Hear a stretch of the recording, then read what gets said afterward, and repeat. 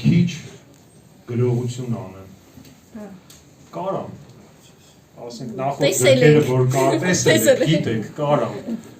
Սիրունացնեմ, ճոխացնեմ, բառեր հորինեմ, չգիտեմ ինչ անեմ, բայց մաքսիմալ փորձել եմ չանել այդ ամեն ինչը, որ այդ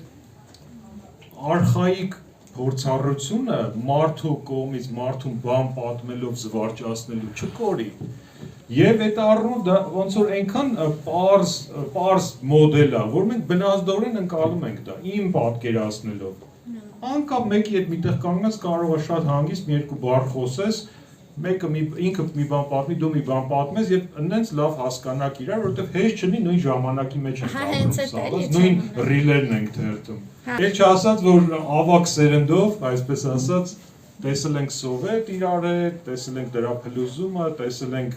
անկախության առաջի դժվար տարիները, տեսել ենք աշխարհի ինտերնետից առաջ, ինտերնետի ընթացքում, AI ենք տեսել